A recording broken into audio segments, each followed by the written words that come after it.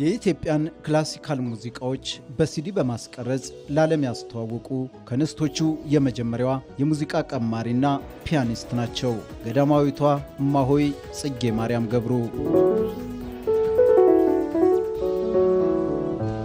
ያነማ ያው ጓድ ሆነ ከልጅነቴ ጀምሮ ጓድ ከ8 ዓመት ጀምሮ ከአባታቸው ከከንቲባ ገብሩ ደስታና ከእናታቸው ከወይዘሮ ካሳዬ ለምቱ በወርሃ ታኅሳስ 4 1916 ዓ.ም በአዲስ አበባ ነው የተወለዱት። የመጀመሪያዋ የሴት የፓርላማ አባልና ዲፕሎማት ከነበሩት ከታላቅ እህታቸው ከወይዘሮ ስንዱ ጋር ወደ ስዊዘርላንድ የመሄድ ዕድል አጋጠማቸው። በወቅቱ ገና የ6 ዓመት ታዳጊ ነበሩ። እማሆይ ጽጌ ማርያም የሕይወት መክሊታቸው የሆነውን ፒያኖና ቫዮሊን በዛው ስፍራ መቅሰም ጀመሩ።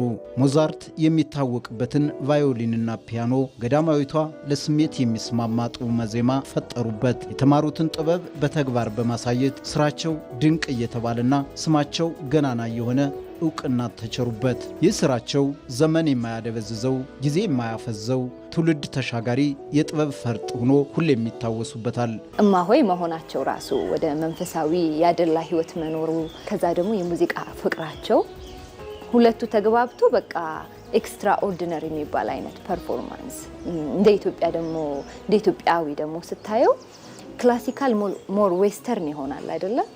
የእሳቸው ላይ ምንም ተጽዕኖ አታይም። መጠቀምን ነው የምታየው። የሆነ ሜቶዶችን የተማሩትን የሙዚቃ እውቀት እንዴት አድርገው ኢትዮጵያዊ እንዳደረጉት ነገሮችን አቻችሎ መኖር እንደሚቻል ከዛ አልፎ ደግሞ እንዴት መንፈሳዊ እንዳደረጉት ኢትዮጵያዊ አድርገውት እንዴት መንፈሳዊ እንዳደረጉትን ፊል ታረጋለህ።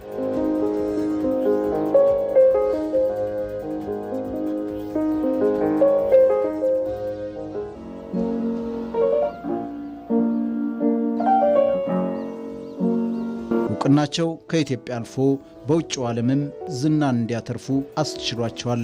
I give you እማሆይ ጽጌ ማርያም ገብሩ። ዌስተርን ስሜቱ ልቆ አይደለም ዓለም ላይ የላቁት እንደ ማቅረቢያ እንደ መንገድ እንደ ፕሌት ያቀረቡላቸው ክላሲካል ሊሆን ይችላል። ግን እዛ ውስጥ ያሉት ቅመሞችና ጣዕሞቹ ግን ገና ያልሰሟቸው የኛ ኢትዮጵያዊ የሆኑ ስሜቶች ከቅኝቶቹ ከስሜቶቹ ጋር ስታየው ኢትዮጵያ ናት የቀረበችውና ለዛ ነው ክላሲካል ፒያኖ መጫወታቸው አይደለም የተለየው ራሳቸውን ሆነው ተገኝተው ፕሬዘንት ያደረጉበት መንገድ ነው። እማሆይ ጽጌ ማርያም ገብሩ ወላጆቻቸው ያወጡላቸው ስም የውብዳር ገብሩ የሚል ነበር። ገና በ20ዎቹ የዕድሜ ክልል ገደማ ላይ ወደ ግሸን ማርያም አመሩ። ዓለማዊውን ሕይወት በመተውም ምንኩስናን ተቀበሉ። ያኔ ነው እማሆይ ጽጌ ማርያም የሚል የምንኩስና ዘመን ስማቸውን የተሰጡት።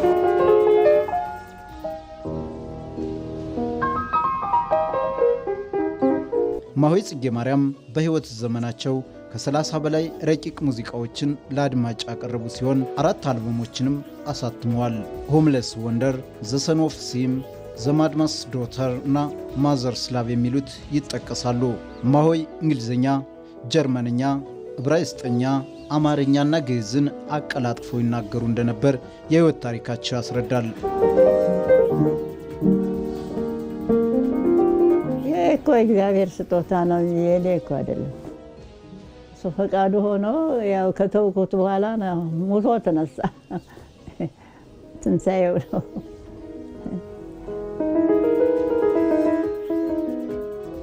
የእሳቸው ስራዎች ከራሳቸው ፐርሰናል ህይወት ጋር የተገናኘ ነው ይመስለኛል። ባዮግራፊ ነው የእሳቸው ሙዚቃዎች ባዮግራፊ ነው እና ለዚህም ነው ዲስቲንክት የእሳቸው የተለየ የሚያደርገው ከማንኛውም ሙዚቀኛ የተለየ የሚያደርጋቸው አንደኛ ታሪካቸውን ነው በሙዚቃ የጻፉት፣ ሁለተኛ ራሳቸውን የሆኑት። ምክንያቱም ባዮግራፊ የራስ ነው።